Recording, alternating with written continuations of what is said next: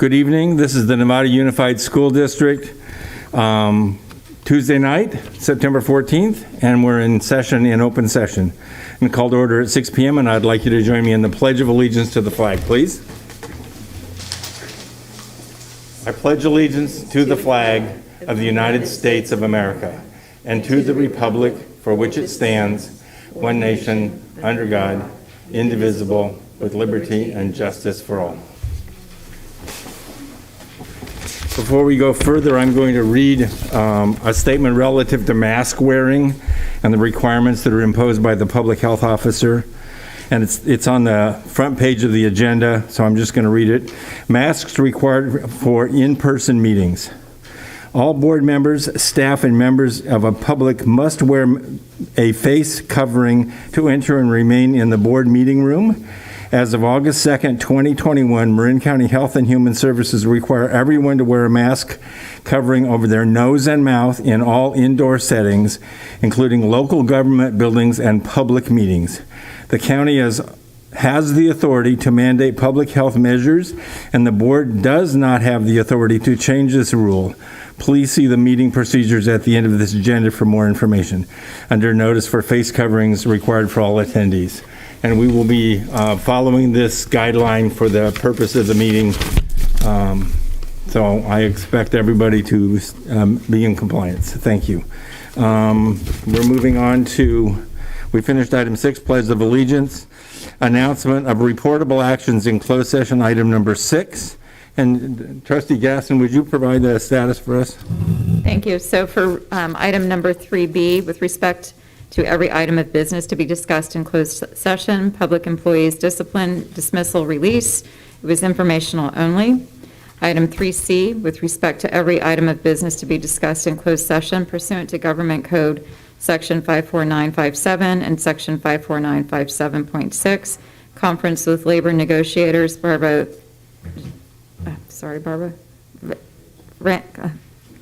Vranikovic, Interim Assistant Superintendent, Human Resources, Employees Organization, Nevada Federation of Teachers, NFT. The board gave direction. Item 3D, with respect to every item of business to be discussed in closed session pursuant to Government Code Section 54957.1, conference with legal counsel, settlement of pending litigation. The board in closed session voted to approve a settlement agreement with the parent of student number 10000398000 who asserted special education claims against the district. The board approved reimbursement for private placement and services up to $100,000 in exchange for releases and waiver of claim against the district. Trustee Mack made a motion to approve the settlement agreement stated above. Trustee Aguila seconded the motion. We'll now take a vote. Trustee Nell? Aye.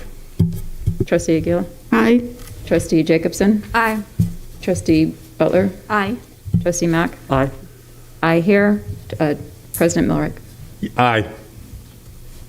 So all in favor, motion, the settlement agreement is passed. Thank you very much. So the next item is item number 7 on the agenda. It's a welcome our student board members, and I had the opportunity this evening to meet them for the first time, and I'm going to attempt their names. So we'll see if I get this right. First of all, it's Danny Magana. Thank you very much. And it's not Daniel, it's Danny, I'm told. So that's that, and she's representing Nevada High School. And Yoselin Garan is representing the Hill Campus, Marin Oaks. Good evening. And San Marin is being represented by Mizani Reese. Did I do okay? Okay, so we're going to hear from them when they do their status report of for their campuses this evening.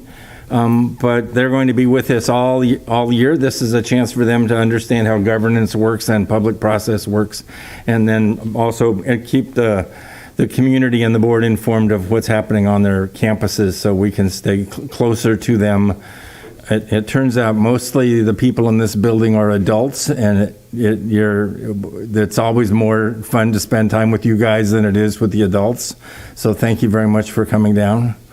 Can I just add? Yeah, Dr. Derby? I just want to welcome you, and it's so refreshing to have kids here. It's just the best, and so your voices are going to be appreciated and heard. I want you to know that. They're going to be attending in December with many of you the CSBA conference, because there's a conference that is for students, the student board members. So we're really excited about having you go there. Well, you'll be virtual, but we'll meet other people and we'll see if there's anything else for you for the year too. So we're very delighted to have you. So thank you all. Okay.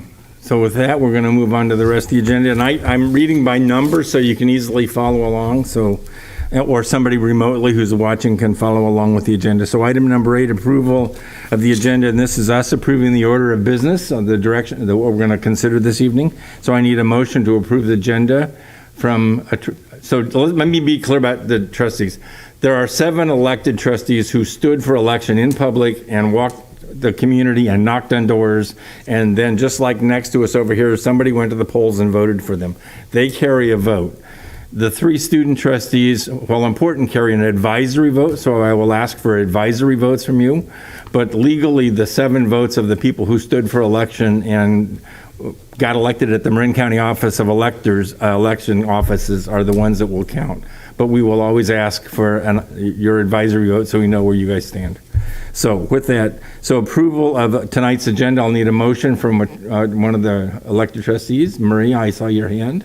Yes, and a second by Trustee Nell. And with that, so this is a chance to make advisory vote. Approval of the order of business for this evening. So 7 of us think it's a good idea. And if you guys like what we're doing, you don't want to add or take anything away, then you raise your hand and we see your advisory vote and we'll record it. So yes, all 3? Yes? Yep, got, okay, good. Good. So it doesn't get a lot more fun, but it gets simpler.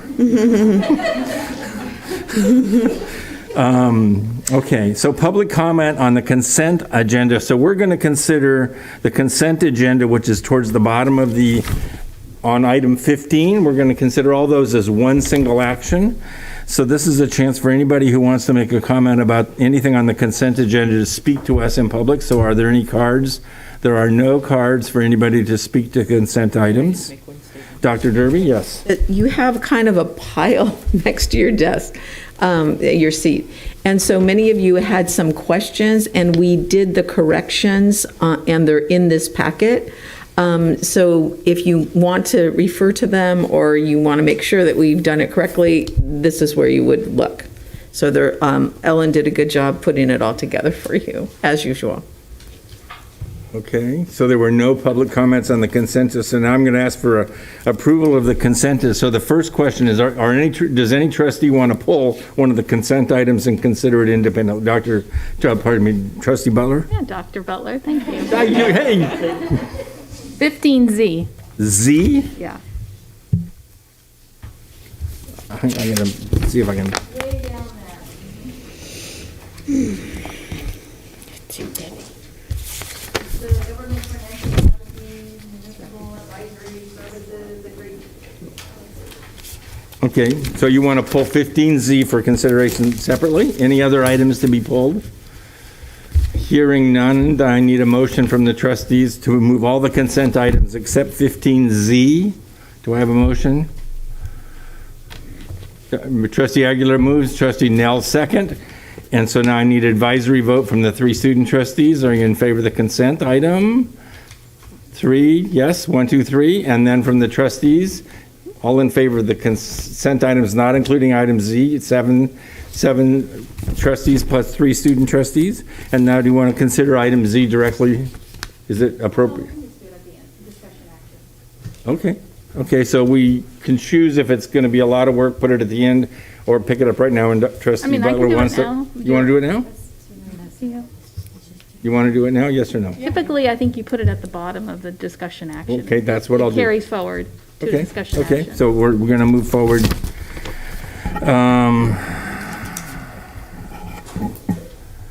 Okay, so that was item number 10. We approved the consent agenda, not item Z. We're going to hold back.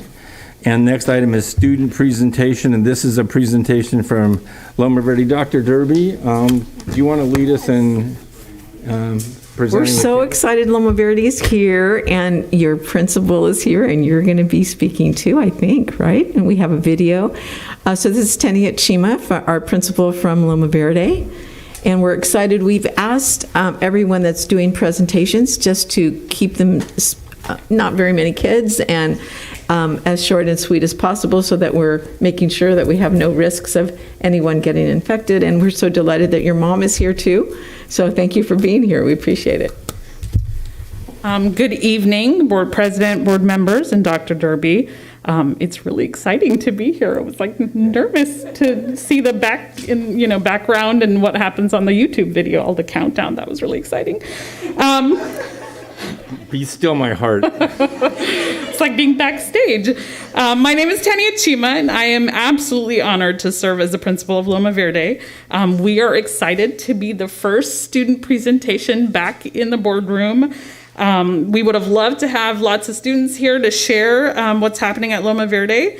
But as you said, safety first, and we want to make sure that the health and safety of our students is our priority. But I've brought you one of our best, and I wouldn't be surprised if Leslie ends up there in a few years. So Leslie is here with me, and she will share what our video is about. So go ahead, Leslie. Hi, my name is Leslie, and I am a 5th grader at Loma Verde. For the past 18 months, we have been hearing many adults talking about learning loss. At Loma Verde, we want to focus on positive and celebrate everything we have learned. My classmates and I want to share the skills we have learned and how excited we are to be back at school to continue to grow. We are resilient and full of joy. We are Loma Verde.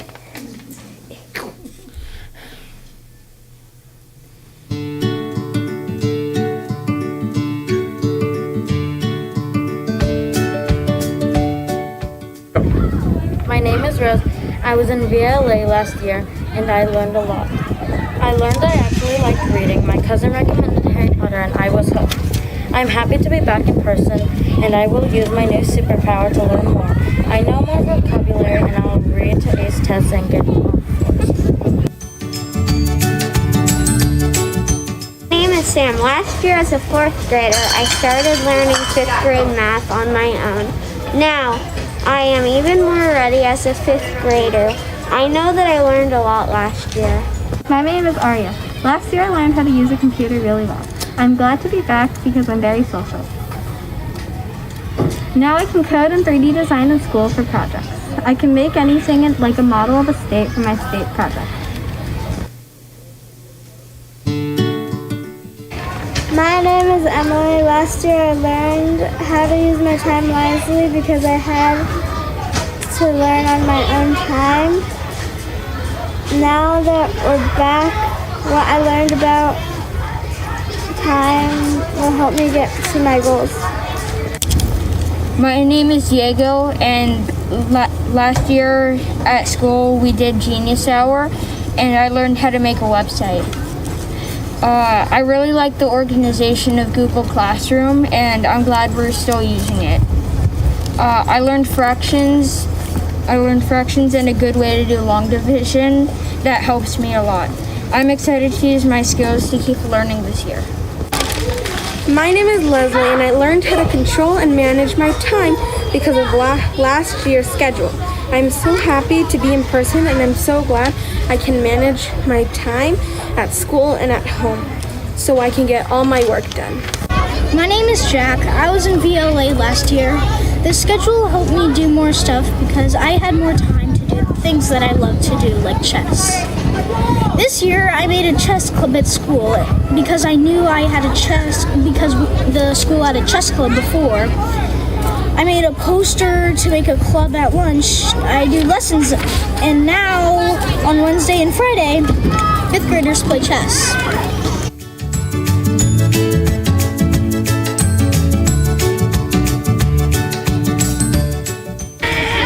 My name is Vlad. I kept learning during COVID, but now we are being in school more than I get to learn more. Loma Verde students are resilient, and we are joyful to keep learning back in school.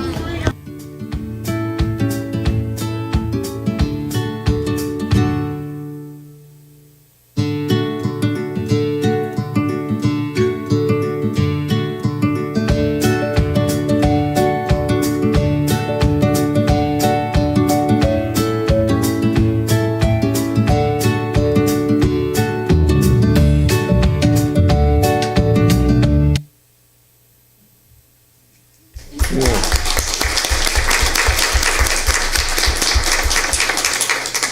we have any questions for the speakers?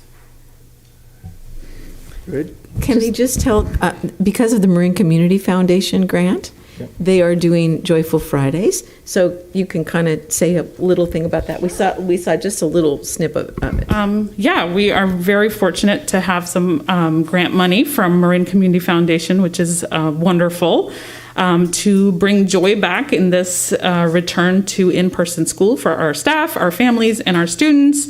And so in different ways, we're going to be bringing joy onto our campus. Our first Joyful Friday was popsicles, right, Leslie? And it couldn't have come on a warmer day, so it was a perfect way to end a week, yeah. And we'll Wow. just have something planned every month. Did you bring the popsicles, Dr. Derby? I wish I had. No, I didn't. Sorry, next time. Thank you so much. Any other comments or Trustee Aguila?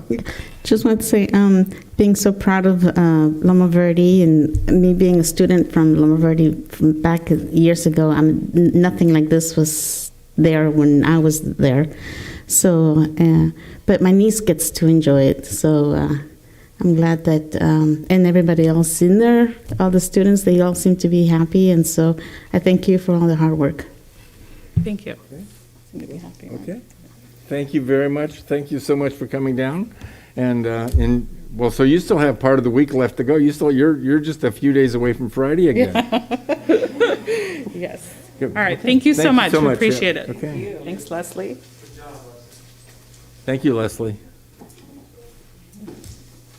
So the next item is item 12, announcements, board superintendent and student board members. And normally we start with the student board members because it's the most interesting part of the conversation. And we get a chance to meet you with your own introductions and tell us a little bit about you personally, and then tell us a bunch about your campus and the exciting things that are going on. So you guys can choose to go in whichever order is comfortable. And you should have you just got to make sure the little green light's on in your microphone so everybody at home can hear you as long as everybody in the room. Okay, I think, yeah, it's on. Okay. Hello, my name is Maizani Reese, and I am more than happy to be here. I believe this is not only a privilege, but a responsibility I have now taken on to respect the ideas and thoughts of my classmates and make sure I project that properly as I am here on behalf of them.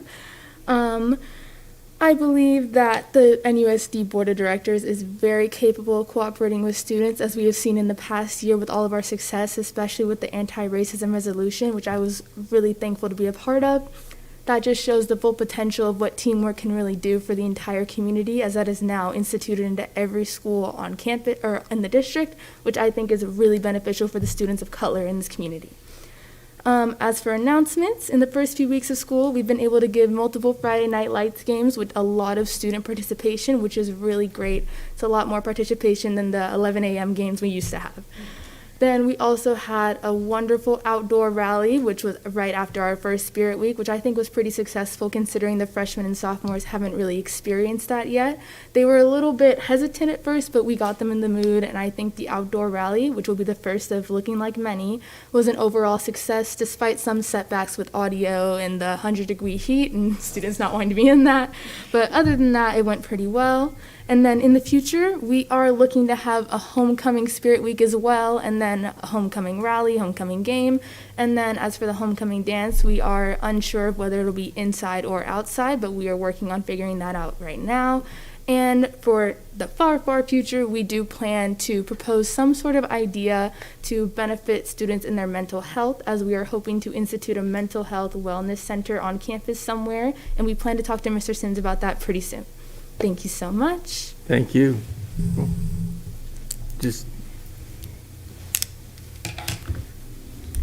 Hi, my name is Jocelyn Guybrown. I am a senior at Marin Oaks High. I am very honored to be here. I'm glad to be a part of this board meeting. I'm glad to represent my school and everything that is going on with us. As far as school is concerning, Nova expanded this year and went from 64 students to 175 now. Students from all over the county who desire a remote education have joined our independent study school. Students are enrolled from TK to 12th grade. The schedule was redesigned, and students in kindergarten through 8th grade now have daily interaction through community circle time with the focus on social emotional learning as well as daily synchronized instruction. High school students still meet once a week for an hour with an option of weekly community circle where they're able to engage in different activities and talk about their mental health and how they've been doing with school and how COVID has affected them. Marin Oaks welcomed additional new students last Wednesday, as well as 24 new students in August. Marin Oaks began our enrichment classes a couple of weeks ago. Some of the classes are baking, which is very different from our culinary class, life skills, gardening, our stop music program, work experience, mindful meditation, and restorative practices. Many of the classes are offered during advisory time, which is more beneficial to the students as they don't have to stay after school and they can go home and spend time with their families. Meet the Teacher Night will be held tomorrow at 6 p.m. in the multipurpose room at Marin Oaks and 6 p.m. online via Zoom for Nova. And as far as sports go, we do not have any teams ourselves, but we are very happy to say that some of our students do sports at Novato High, and we are hoping that we will be able to attend Novato High's dance. We are not completely sure on that, but I will ask Miss Early. And the students have reported that they've been very glad to be back at school, and they say that being in class is a lot better than being online. Thank you. Cool. Hello, my name is Danny. I represent Novato High School, and I am honored to be a part of the board this year. And as far as school announcements goes, it's really been a tough year for us to start. We've had Merquan, we lost about 3 months ago, and we recently lost another student named Lucas the week before school started, actually. So it's been stressful, exhausting for a bunch of our students, and very heartbreaking. We've decided that at the beginning it was going to be difficult, but our program still went on. So we had Link Crew do freshman orientation, where we took a bunch of freshmen and led them around the campus. Seniors and juniors just had their parking spots day where they can paint their spots and do whatever they like to them. We had our first rally at the field, and it went great. A lot of students participated, and we were getting good feedback on that. MSA just hosted their first movie night, and they were watching Singing in the Rain, and it went great as well. And they're looking forward to other movie nights that they will be hosting. Homecoming was moved back to its original date, so instead of it being on October 18 to the 23rd, our rally and parade will be back on the 22nd, and our dance and our game will be back on the 23rd of October. Our fall club fair is actually tomorrow, lunchtime. There are 43 clubs this year, which is impressive. We've had a lot of clubs this year, as far as I know. And then September 29 is National Coffee Day, so our leadership is doing a staff appreciation where we're hosting free coffee and tea for the staff, and we're working very hard to that. And for Hispanic Heritage Month, we have a few students, including myself, who are going to play music every Friday, so different genres will be played. And the last Friday on the 15th of October, we will be having a little like a dinner lunch where we'll bring Hispanic lunches and have students buy it from us. Thank you. Very much. Trustee Nell, you want to just keep working on down there? Sure, I'll just briefly report out that I attended the School Fuel Foundation board meeting. Discussed a list of items, primarily preparing for their meeting with the superintendent, and I think they met last Thursday. So hopefully that meeting went well. As well as we had our first joint legislative action committee, countywide committee meeting on Zoom. And we looked over a long list of pending legislation, some good, some bad, the usual mix. And it's my opinion that basically we're sort of waiting for this recall election to be over. And once that's been decided, I think we'll see some more decisions made up in Sacramento, and we'll keep you posted on that going forward. Trustee Aguila. Thank you. I attended on the 7th another farmers market event, and that was a lot of fun. I'd like to see the community, come to the booth, and the kids finding out what they like about our schools. So that was very cute. Yeah. Then I also attended a back to school night. Was that last week? I think it was last week. I don't know. But it was wonderful. It was wonderful to see the principals putting their heart into it, and the teachers. And I only had one concern, and I already addressed it with our superintendent. Other than that, it was just amazing how the teachers and put the rooms together and are so eager to start, and the students are just eager to start, and that's where they should be. They should be in school. So, and then that's it as far as activity goes. I would like to ask the student trustees what is it, first of all, why you want to be on the board, and what did you do to get elected to be, or nominated, or whatever the procedure was. Just briefly, I'd like to get to know you better. So you want to go ahead and answer Trustee Aguilar's question quickly, so then we can go ahead. Interesting question. Yeah, I'll go quickly. I was on the Not in Our Town forums. I was a part of the anti-racism resolution proposal. I am currently in the equity team. I'm currently in leadership. I'm currently on the Race Relations Coalition, and I am in restorative justice. So it was kind of like, maybe you should be on this too. And that's how.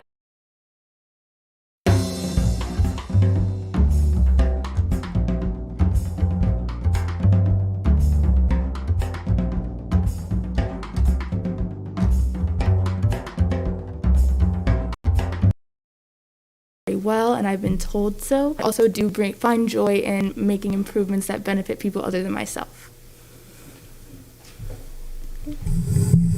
I was asked by Miss Early to be on this board. I was asked by Miss Early to be a board member because she thinks that I am a great person to represent our school. I interact with a lot of our students and a lot of our teachers.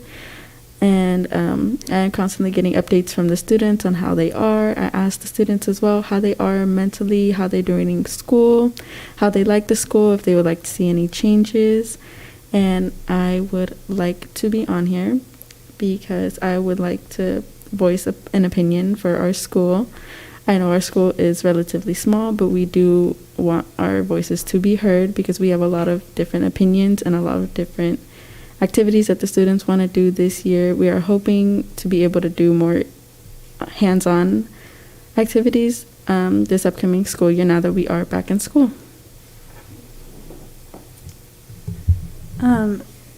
I was elected by Ms. Searle, and she was a big inspiration for why I wanted to start participating in student board member meetings.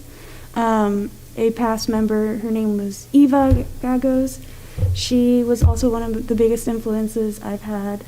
I am a part of leadership and Link Crew, so I help around a lot in the school. I help around with other students. I know a lot of students, I know a lot of teachers, and I think that this is a moment for me where I could really voice out my opinions as a minority myself and as a person from the LGBTQ community. I think that this is a great opportunity for me to really have that moment where I can have that voice.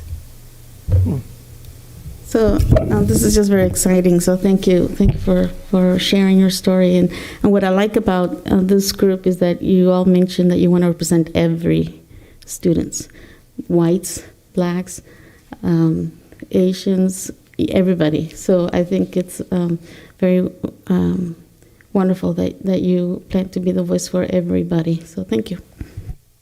Thank you. Trustee Jacobs? Hi, I participated in Leadership Novato. We had 2 different days over the past couple weeks. We learned about transportation within Novato and some of the history here. I feel very happy to get to represent the district and interact with the other groups within our community. I listened to some CSBA webinars, went to back to school nights. I want to thank Loma for presenting. I really appreciate the concept of learning loss is not a thing. It was a different type of learning, and we're now moving on, and you really exemplified all the things that students did take away from that year. So thank you for that. And I also want to thank our student trustees for joining us. It's so great to have you ladies here. I was going to say future leaders, but you're clearly leaders now within your communities, so thank you.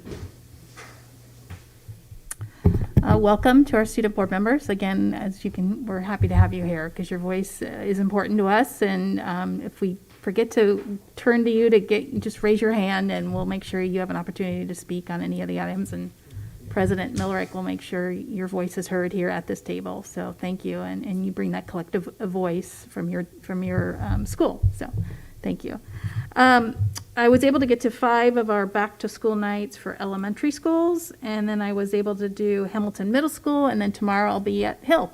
They're going to have tomorrow night is Hill. So that's one of the exciting things of this position, is to be able to go out to the sites and see, and that's how I learn as a board member, to know what's happening at each school site, and just to hear the parents, and everybody was just happy to be back in school. So it was just one of the nicer back to school nights because everybody was just so anxious to be back in the classroom. I was able to work one of the farmers markets, and I have a few more coming up that I'm going to volunteer for and do those. Efficiency and Effectiveness Committee I attended this week. That is a committee that's been formed since 2009, 2010, and is made up of superintendent and trustees in the county. And I've been serving on that since then. We just want to promote the efficiencies and effectiveness of our districts, especially our small districts. We have 17 districts in this county. People always wonder why there are so many. But they do work hand in hand together. They work off of each other. They share services in many ways. We have a shared superintendent. So there are efficiencies happening amongst, even though there are 17 districts, there are efficiencies happening. And we're a group that tries to promote that and engage and get that messaging out. We're working on, there was a video that was done, so we're going to be putting that out at some point here, hopefully this school year, because it kind of went on the back burner with COVID. And we're going to bring that forward and get that messaging out there and get our communication up to speed a little bit more on the group. I also did the JLAC, Joint Legislative Action or Advisory Committee, just as Trustee Nell expressed, and I don't have anything more to add to that. And then today was the Marin County Public Health and Marin County Office of Education update, which is a monthly update regarding any COVID issues and anything that's happening in our schools and all the work that's been done to get our kids back in class. So that's it. Thank you very much. Cool. I got nothing to report, but I just want to say thank you to the student trustees for taking time out of your busy days. I know this is a busy time of your high school career and throwing this on top of it with late nights. Really appreciate it. I think you'll find it rewarding, and also really looking forward to hearing your voice. And I want to thank Trustee Aguila for asking them what's motivating them. That's great. That's good stuff. Really glad to hear it. Trustee Gasson.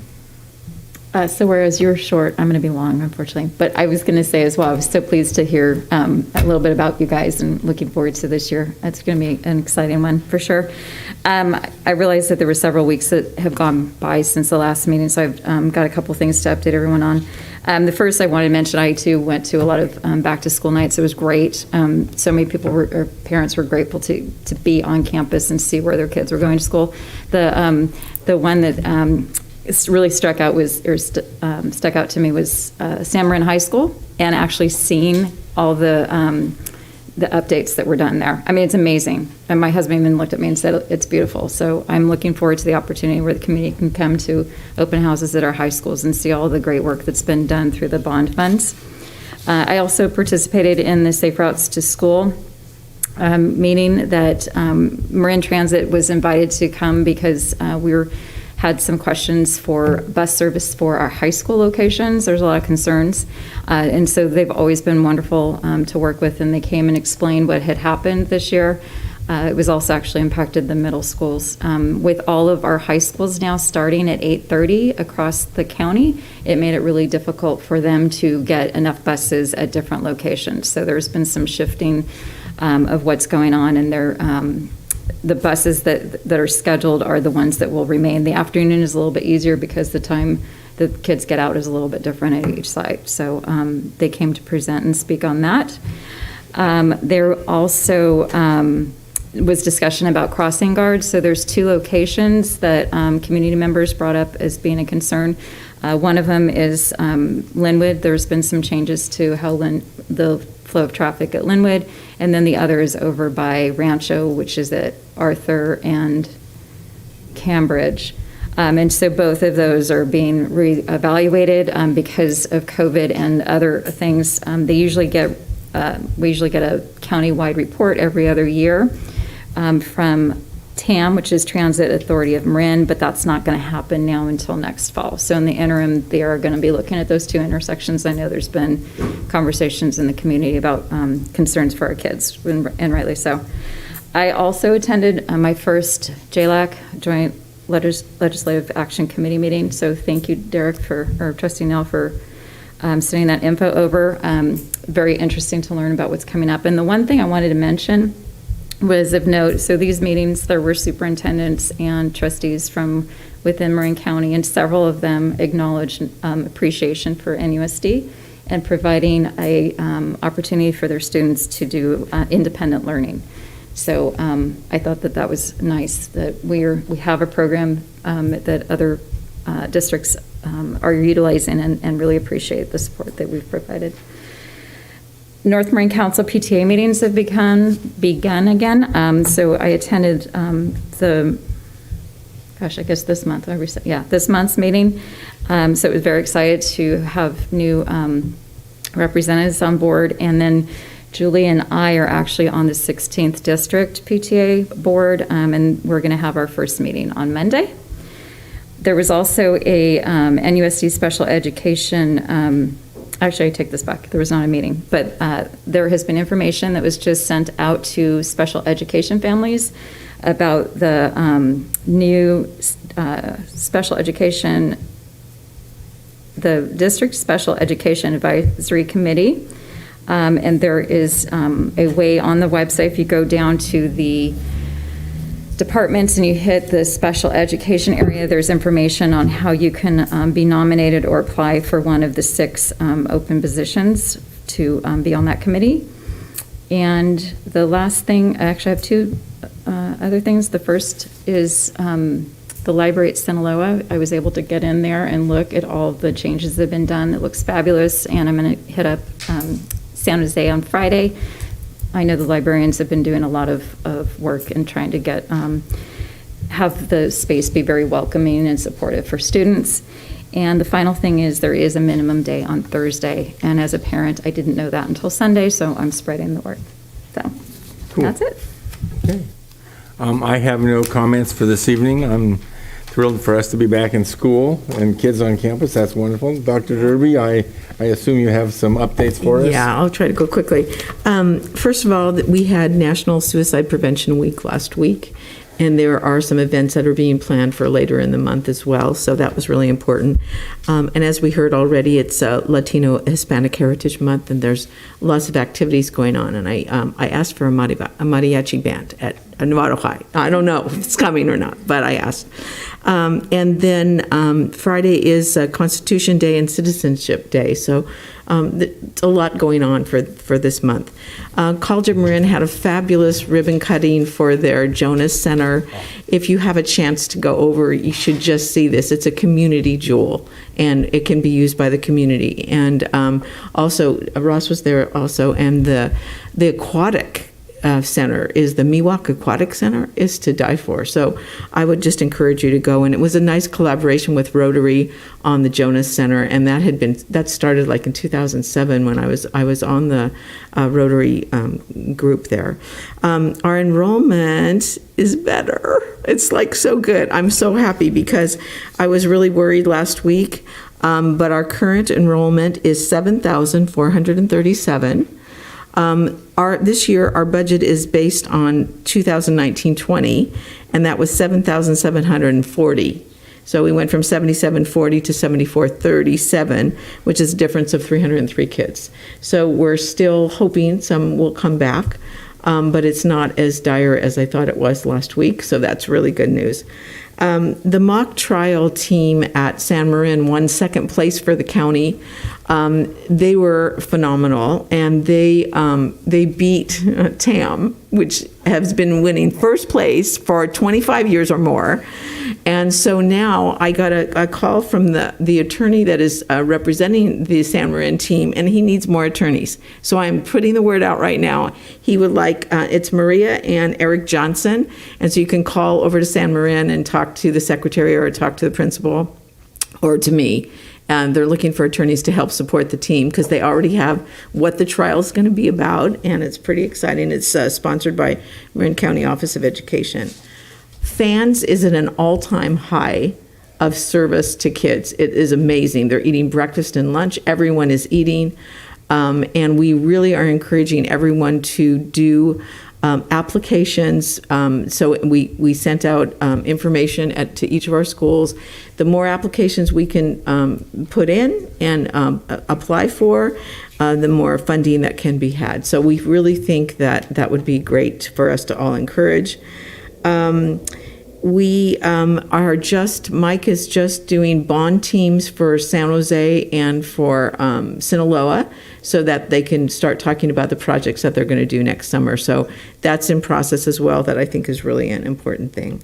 And I think that's plenty. Okay, cool.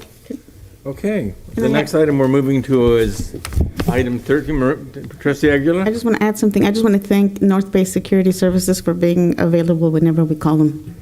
You bet. Thanks. Okay, we're going to move on to item 13, and this is non-agenda public comment. And the first speaker is Trina Marr from the County Office of Education. And we were going to have a more extensive meeting, but because of issues, here we are. She's going to present to us this evening. Thank you very much. You're welcome. So, yes, as President Millerick said, thank you for having me, members of the board, Dr. Derby. It's truly always a pleasure to come before you. My colleague, Kate Lane, Assistant Superintendent for Business, is with me tonight as we represent, I in particular represent Mary Jane Burke, our County Superintendent, who would otherwise be here were it not for another Zoom with Public Health, specifically for parents this evening. And so with that, what you've just all been delivered, first of all, I just want to say how delighted I am to be here with all of you. It's such a privilege to see students live and in color, and to see, I want to say a big thank you to the board for all that you did to bring students back. Very appreciated and obviously very worthwhile. The letter that you've been just received is a conditional approval letter. As you know, we review your budget 3 times a year. This one happens to be conditionally approved, and what that does is it puts you on a timeline to move to approval by October 8th. The basis of the conditions that you need to meet by October 8th are threefold. One, and it sounds like you're coming close to that, verify your enrollment. We understand that throughout this pandemic, bringing kids back knowing where they are, knowing how many are actually going to be in your classrooms as opposed to on rosters is a real challenge. And we completely respect and appreciate the amount of work that your staff is doing to verify that count. Nevertheless, as you just heard from your superintendent, your enrollment is down. And so when we look at your budget based on what it was presented and approved in June, it's a very different picture if in fact you've lost 300 kids in the out years. So this is a call to attention, which you already have, but as the county superintendent and her role, our role as a county office, we felt seriously enough to know that we had to conditionally approve your budget. We need to know the impact of that loss enrollment, and then, as we've already made a recommendation to this district through the ad hoc committee to form a budget advisory committee to guide the district and advise the board on next steps to take. I think I'm going to wrap it up with that. Thank you so much for Trina. Is it Dr. Marr? It is not Dr. Mattis. Okay. It's just plain Miss Mattis. Mr. Myers, I just didn't want to get it wrong. I figured I'd err on the high. No, we're of course concerned that it's conditional, but we more value your analytic eye and the skills you bring to the table, and the support Superintendent Mary Jane Burke has provided us through the ad hoc committee and through in-person participation. We were looking forward to seeing her tomorrow, but that's obviously not going to happen. But thank you for coming this evening. This is something we take extremely seriously. We understand we have 3 weeks to square this away and get it back in your hands so it can be reviewed a second time. Right. Hopefully we will be able to address all 3 items. Dr. Derby, is there anything you want to add to this? No, I don't think so. I would just concur that Mary Jane wishes she could have been here tonight, and we would have had our regular meeting on Thursday with her, but we canceled because of the holiday, the high holiday for our Jewish families. Okay. So anyway, we thank you for being here. We thank Kate for the support that you're going to provide. I know Lois appreciates it too. It's a gift that you spend so much time with us, and so we appreciate it. Well worth it. Okay. Thank you all. Other comments from trustees before we move on to other speakers? Nope. Nope.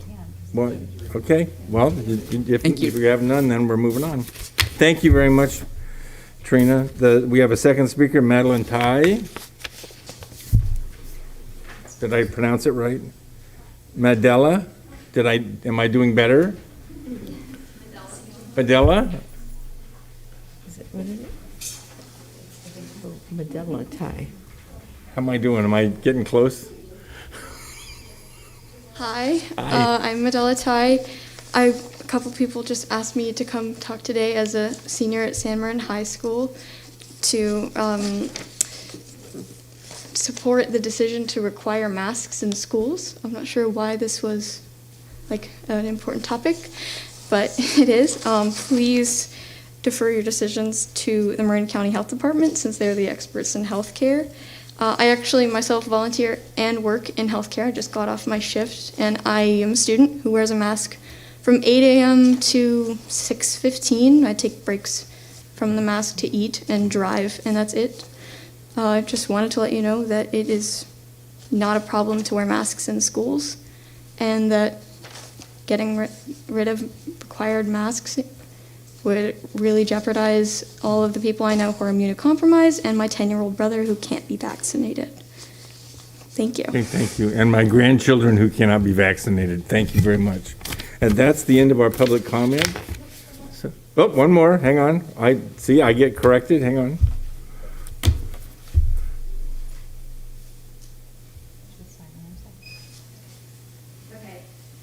Okay.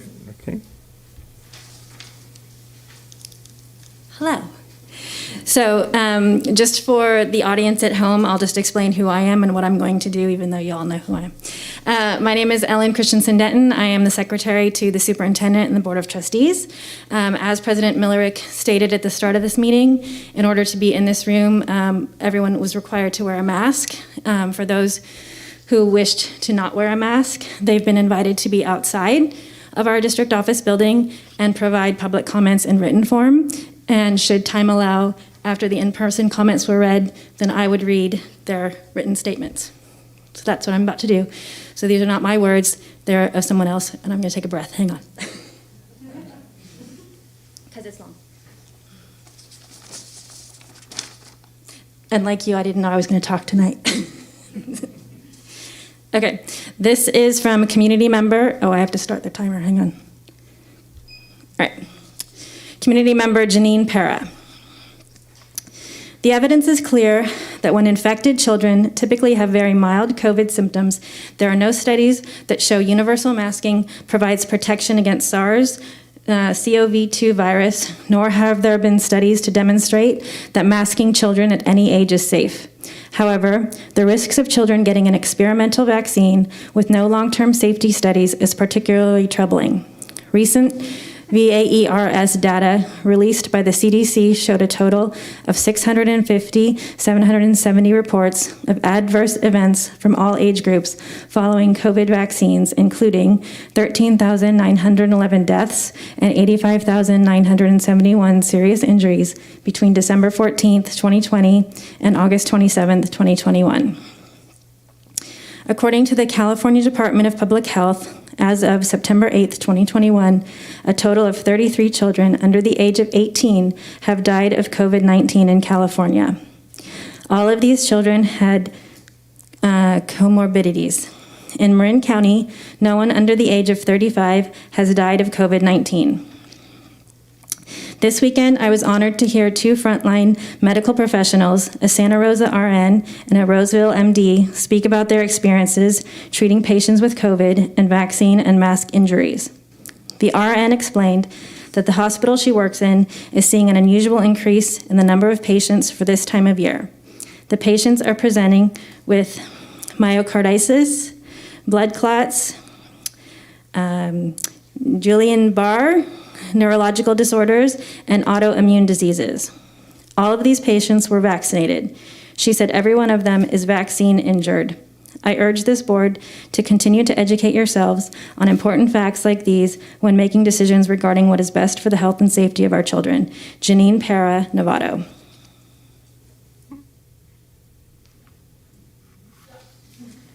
We just have one comment? Okay, thank you very much. Good, so we're done with non-agenda public comment. We're now to discussion action, item number 14.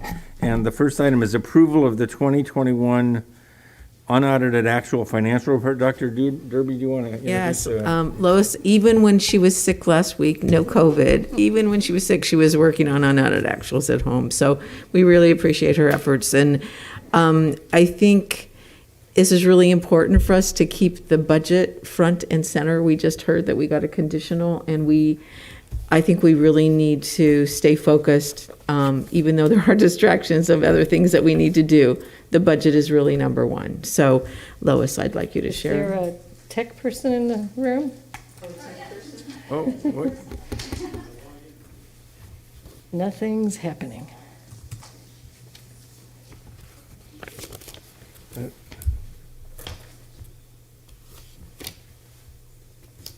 Oh, simple as that. No, it's okay. Then you are right there. It only happens when you have an audience. Of course. Of course. I just wanted to get on camera again. Well, and I just want you doing this. Hey, Jeff. Good.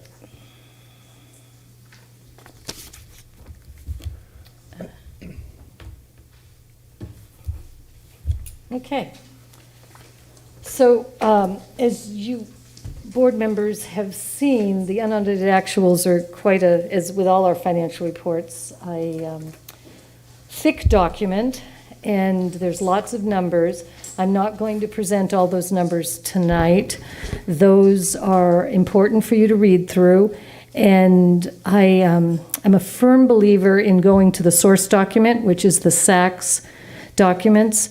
And I don't know what the literacy level is of this board with the SACS documents, but I would like please reach out to Ellen or even myself and let me know, because if needed, I'd be more than happy to work with you so that you can look at the SACS documents and be able to gather information and conclusions yourself and be able to ask really good questions, which maybe all of you already know how to do that. I'm not sure, but I wanted to offer that. Okay, so fitting the pieces together. We're on the beginning of a journey to try and solve this, and this is kind of the first step for this year's budget. Unaudited actuals give us a cash starting place. We now know the actual cash balance that we're starting the new year with. And what are they? We're required, of course, by Ed Code to provide to the county and to the state a copy of our unaudited actuals. It's a mouthful, but what it basically means is this is what we say our financial status is, and then we will have the auditors come in, and in fact, they're going to be here next week to start to look at our books, and they wait till we finish this, and then they come in and start to pick it apart and make sure that we've done everything we need to do. You will get a report in December on the audit, and hopefully we won't have any major changes from what we are presenting in this report. Okay. So one of the things that unaudited actuals is important for is it helps inform us as we start to get ready for first interim. We can look at, okay, this is what actually happened. Is this going to affect the budgets that we set up back in June? Is there something now we know more about that we need to change budgets? This probably isn't as true this year, just because last year was so different than any other year. Mm-hmm. But generally, the completion of one year helps to inform, to better our budgets for the following year. Okay, so what is our financial reality as of 6/30/21? It really comes down, as they say, to the bottom line. That's what we want to see when we look at our unaudited actuals. Where do we stand? And as you'll find with me, I really focus on unrestricted. Restricted budgets take care of themselves. We can only spend what we have, other than special ed, which I know I've talked about already here and I'll continue to talk about. But it's really the unrestricted budget that gives us what our financial health is. So we had an increase in our unrestricted fund balance this year of, God, I can't even read it myself, over $5 million, $5.8 million. That's extraordinary. But there's a lot of reasons why that happened, and we'll go through some of those. Our total unrestricted fund balance is sitting at $14.5 million. Now, that's a number you probably haven't seen very recently in this district. And the total reserve percentages, Fund 01, just in Fund 01 is 15.5%, and that includes, what it doesn't include are non-spendable budgets, which is small amounts, and the unrestricted budgets. And if you had committed anything by board action, that wouldn't be included, but it includes everything else. So that's 15.5%. And so that you're at this point, a good long distance to meeting your, the 17% that you talked about in board policy. And when you add Fund 17, which is basically more money set aside for a rainy day, for special circumstances, it's another 5.75%. So total, our reserve percentage right now is 21.25%. Well, that sounds pretty good. Is it good? Yes, of course it is. But is it sustainable? No. And we'll go into what the future holds and what kind of work we need to do. Any questions on this slide? Okay. So the whys of the reality. Why are we in such a position? Well, we had significant cost savings during COVID. There were things such as subs, overages, kind of day-to-day things that we just didn't spend the kind of money that we normally spend on things. Hourly pay for employees, those kinds of things just didn't happen. So the money fell back into the fund balance. We also received a large amount of COVID money, as you're well aware. And a big chunk of that COVID money we used to, we started VLA. All of those salaries, which used to be teacher salaries in the general fund, became COVID-funded salaries. So that was a big savings. And then we just had, we also, because of COVID, there was a contribution savings of $1.2 million. So between that contribution of 1.2, VLA expense transfers, and we had 2 days of PD, so that's 2 days of teacher salaries that were paid with COVID fundings. That was another 4.7 million. And then general savings, just as I talked about first, the no subs, those kinds of things, that was a little over $1 million. So there's a large amount of money right there. So there we have why the unrestricted balance is higher. But why isn't it sustainable? Well, first and foremost, the enrollment number that Dr. Derby talked about, a decrease of 300 students is somewhere around $3 million. So that's a huge amount of money. We have the expiration of our parcel tax looming, 4.2 million. So that's an unknown. The state government is an unknown. We really don't know what's going to happen to the state budget, and that could backfire on us very easily. And we have, as always, increasing personnel costs, step and column, stirs and purrs, so our expenses continue to rise. And we can only hope that revenues will increase as they did this year, but as I said, with the state economy being the way it is, there's no promises. And the other thing to remember is there's all this money, but it's only one-time money. Reserves is one-time money. So it makes it very hard to say, okay, we can give, whatever raise because we have this money, because we have to be able to sustain that raise. So just briefly, when you mentioned decreased contributions, I think I unintentionally tuned out because I was thinking one thing and I think you might have said something else. So for instance, our contribution to special ed, because special education saved money, we didn't have to contribute as much out of the general fund into that resource. Okay, that's what happened. I think I was thinking when you said contributions, I was thinking about the reprieve that we had on STIRS, Oh, no, this is within our budget. Okay. When we contribute to other programs, there were savings in Got it, various okay. places. Thank you. You're welcome. Anything else on this slide? I think we're good, okay. Okay. So where do we go from here? As MCOE conveniently pointed out for me, there's several things we need to do. We have the budget committee coming up. I'll be sending out invitations to that this week with 4 different meetings that we'll have where we'll educate our stakeholders, have discussions with them, and help them, and they will help us hopefully to figure out some things, probably not save the world, but we'll work on it. We have our first interim report where we will be adjusting budgets to what we now know they should be. Now that we have our enrollment, we can adjust that. And now that we have payroll started, we know exactly what our payroll is. Everyone's in place. We can adjust budgets for that. First interim will give us a much better picture of where we stand for this year. And of course, we'll have a multi-year projection that goes along with it. So it'll be a great time to really get an idea of what kind of challenge we have to come up with by second interim to make the adjustments we need to move forward with positive reports all the way along.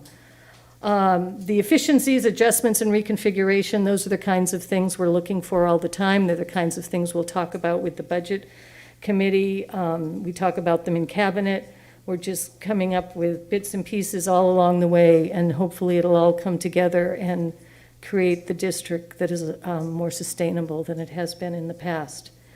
And then we'll gather all this together and create second interim, which we'll see.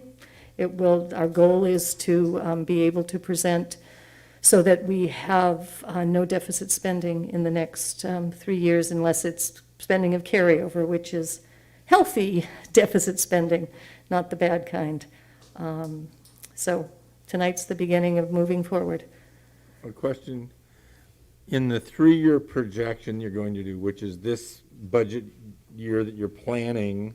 It's this year. No, it's the year we're currently in. Plus 2. Plus 2 more years that you have to do all the planning for, so we're planning basically 3 years out plus. In one of those years, does the parcel tax end? And one of Yes. those planning years, in fact, does not have the $4-point-something million parcel tax That is contribution? correct. The third year out. So Is the that third right? year The out third year has that, and by next year, it'll be 2 years out. Yes. Unless we renew the parcel tax. Exactly. And so the impact of that issue will not be just at the very edge. It'll start working its way year by year closer Which to is- us which is the model we're working under, really. The idea is we see issues coming to us with time to respond as opposed to being surprised at the last minute. And that is correct. And the sooner we respond, the better, because adjustments compound. So if you put them in 1 year, then you get that savings in every ensuing year. If you wait 2 years to put a savings in place, you lose a whole year of savings. Okay, I'm going to take a little bit of a bird walk for the benefit of my student trustees. So the parcel tax is $4 million a year, something like that? 4.2, Okay. What's our annual operating budget for this district? 92 million So approximately. almost $100 million a year enterprise. We're the biggest, I think, the biggest enterprise in the city of Novato. Is that a correct That I statement? don't know. I think that's correct. That would make There is sense. There's no business in this town bigger than the school district, which has all kinds of other kinds of, probably, and we're also the largest property holder of any business in the town of Novato. So when you start thinking about these budgets, 4 million seems like 4% of 100 million, but we run everything very labor intensive. It's 85% labor. So it's really hard to change the number of teachers in a classroom. So we have, when you look at this, you're talking about the biggest enterprise in the town. You're getting to sit at the table of some really significant financial discussions for the well-being of the town we live in. So, pardon me it's Oh, not no, obvious. it's When I great. first got on the board, it wasn't obvious just how Right. consequential these conversations really are to every person that lives in this town. So, okay, thank you for letting Oh, me. you're very bird walk. welcome. And we're very lucky at this point we have the reserves we have, because we can withstand some problems, but not for long. Okay. So we need to continue to think about that. Okay. So are there questions from other trustees for our CFO? Well, I think our job tonight is to approve the interim, Improve the unaudited actuals. unaudited actual, pardon me, I'm getting ahead of myself. So I need a motion to approve, Trustee Aguila will approve the unaudited actuals. Do I have a second? From another trustee, Trustee Mack, seconds. So I need advisory board from the 3 student trustees. Okay, 3 yes. And then from the trustees, 7 in favor of approving the unaudited actuals. And so now the next step is the auditors come in and check all of her numbers and see if she made an error in any of that computation, and they'll tell us. Well, and they'll discover what's the one they always find? Student body. Funds are not properly accounted for. Because somebody didn't properly count the gate at a football game. Or didn't date it correctly, or get the right signature, or, Right, so all of those very detailed things to make sure you're running a tight ship, that breaks often, so, okay. Okay, I thank think you with very that- much. You're welcome, thank you, I think we're done with this item. I don't think you get to step down. I don't think so. Oh, no, I think you get to, so the next one is review and approve of board policy first reading, is that right? Yes, Dr. Derby? B? Lois, you want to just? So this is one of CSBA's board policies that they've sent through, and the reason it's a first reading is it's a new policy. We don't have one in our collection just like this. I think it's fairly straightforward. I don't know if anyone has any questions. Any questions from trustees? Pardon me, I'm distracted trying to make sure we keep running.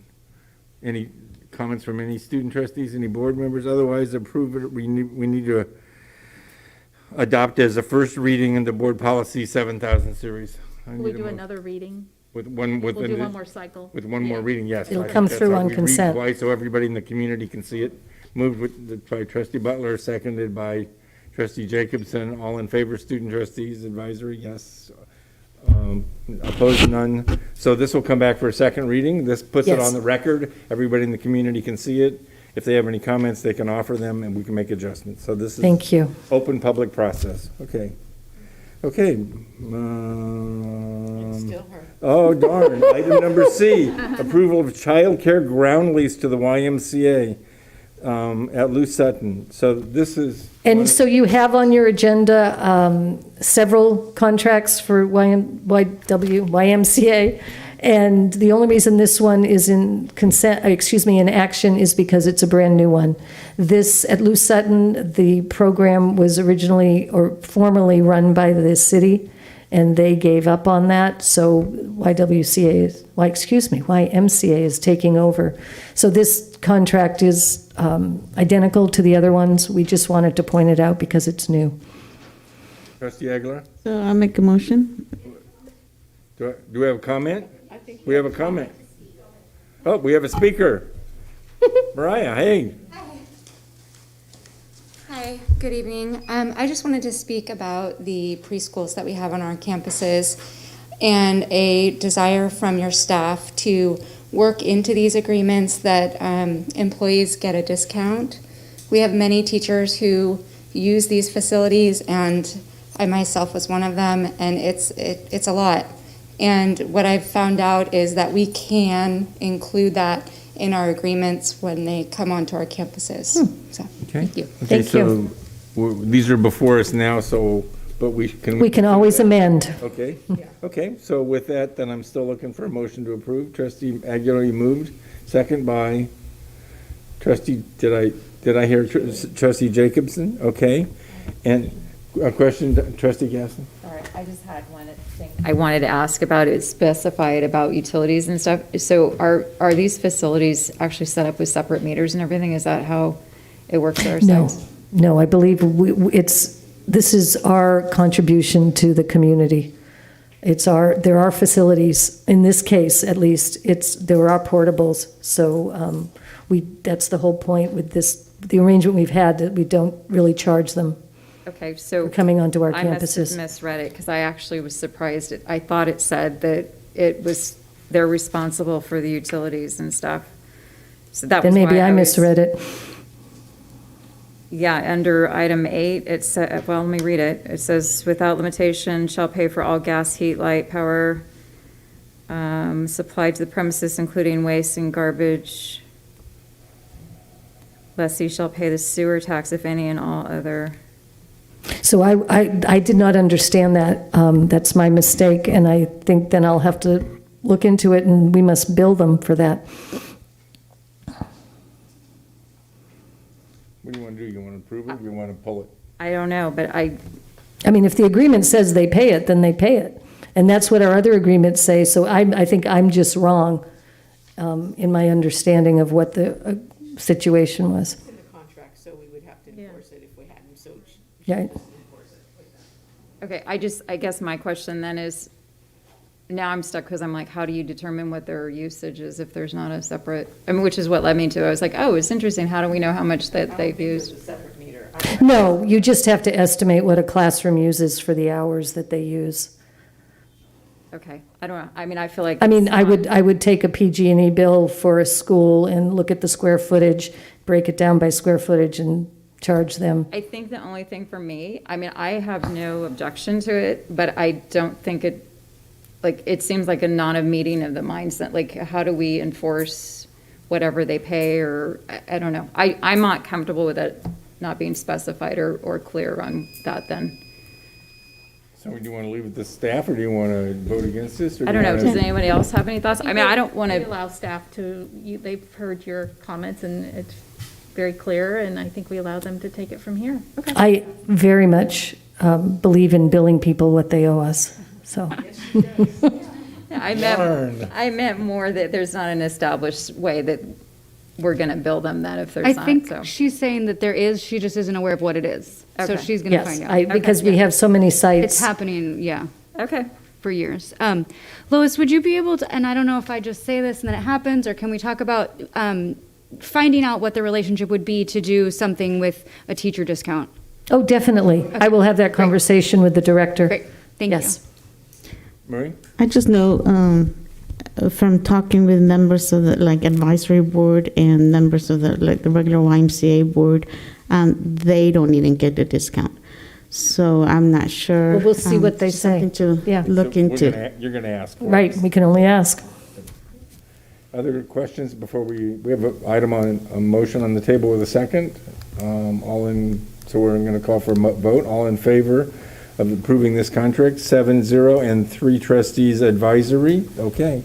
So, and as your point was, this is the same exact language as in all the other YMCA. Now I'm a little hesitant to say that, but I believe it is. You believe it, you believe it to be true. That was my understanding. Okay, so you're going to ask those same Yes. questions across Yes, the I am. whole range? And I know we've had, as Julie said, we've had these agreements with the Y for years at the other And sites. so the other point I would like to make is here, once again, when the city steps down, we find another vendor to make sure the Nevada School District provides for kids.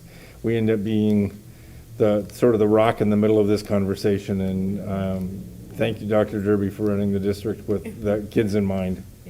Can I add something to that? Yeah. This is so important to this school and this site, and that site does have a tendency to lose families that need childcare when it's not there. And I know particularly a few families that did leave this year because it wasn't settled. So I truly thank you for making sure that this is taken care of. You're welcome. Thank you very much Thank you. for observing that. That's great. Yeah, good. No, I think you get off the hook. I think Until the it's Jen end. Larson. Well, no, I got one more, I think. Review and approve board policy administration regulations for the 6,000 series. I think Jen Larson gets that. 6,000 students coming. Ms. Standring, thank you very much for your time. All right, good And evening. I'm glad you're well. So are we. We're all are. Good evening, Dr. Derby and trustees, and I am thrilled to have our student trustees with us tonight. So similar to item 14B, I am bringing a first reading of Board Policy and Administrative Regulation 6142.8. Again, this is comprehensive health education. The reason it's here on discussion action rather than an update is this is a new policy to us. It was came in March of 2021 from CSBA. And we have not had this board policy in the past, and so tonight I'm here to share a first reading. Similarly, I don't think there's anything in here that is not a part of other board policy that we have been doing. It did bring up some that we would need to update as well. But in terms of the curriculum, materials, and content, those have already been updated in our curriculum policies. So I'm here if there's any feedback or questions you might have or things you would like to see made different before I bring this back for a second reading. Questions from the board? Trustee Butler, Oh, Trustee sorry. Gasson, Trustee Aguila. I'm just on the last page of the last paragraph of the policy itself. It just it shall provide periodic reports to the board. Yep. You guys, how will we make sure that happens? I think, and this came up with one of the older board policies that hasn't been updated since 2009 around student wellness. Typically, we do get a general overview from fans and our athletic directors because it's about physical and nutritional health, but it may be good for us to realign that with this new policy so that you're getting a more comprehensive view of our entire, the whole child health. And so that would be our goal for moving forward this year. Okay, thank you. Yep. I didn't Are there realize I was questions? on. Trustee Gasson, I think, was next. And I apologize, I didn't realize my mic was on.